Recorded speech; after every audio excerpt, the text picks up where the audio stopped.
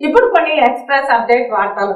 పెద్దలకు వేసే పన్నుల ద్వారా వచ్చే ఆదాయాన్ని పేదల అభివృద్ధికి నవరత్న పథకాల ద్వారా పంచుతున్న ముఖ్యమంత్రి వైఎస్ జగన్మోహన్ రెడ్డికి మనమంతా అండగా నిలబడదామని Tirupati MLA TTD chairman Bhumana Karunakar Reddy అన్నారు.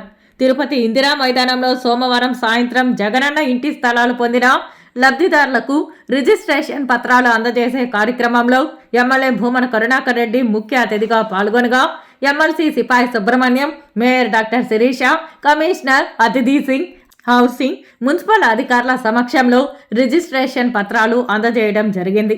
ఈ సందర్భంగా భూమన కరుణాకర్ రెడ్డి మాట్లాడుతూ జగనన్నను మళ్లీ ముఖ్యమంత్రిని చేసుకుంటే రెట్టింపు స్థాయిలో సంక్షేమ పథకాలు అమలవుతాయని అన్నారు.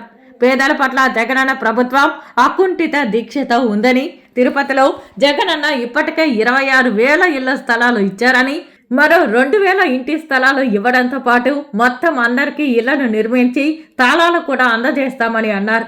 ఇప్పటి వరకు జగనన్న 2,75,000 కోట్ల రూపాయలు నేరుగా మహిళల ఖాతాల్లోనే జమ చేశారని, సంక్షేమ పథకాల కింద మరో 1,00,000 కోట్లతో కలిపి 3,35,000 కోట్ల రూపాయలు పేదలకు ఇచ్చిన వ్యక్తి జగనన్న అని భూమన పేర్కొన్నారు. పిల్లల ఉజ్వల భవిష్యత్ కోసం విద్యాభివృద్ధికి జగనన్న 52,000 కోట్ల రూపాయలు ఖర్చు చేశాడని తెలిపారు.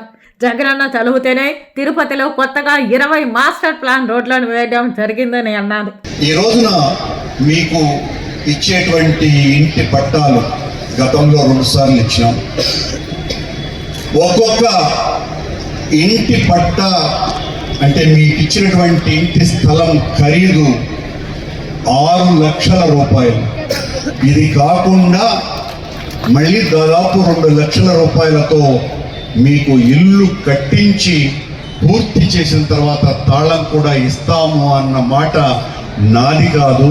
ఇప్పటికి 99% హామీలను పూర్తి చేసుకున్నటువంటి మన ప్రియతమ ముఖ్యమంత్రి జగన్మోహన్ రెడ్డి గారిది.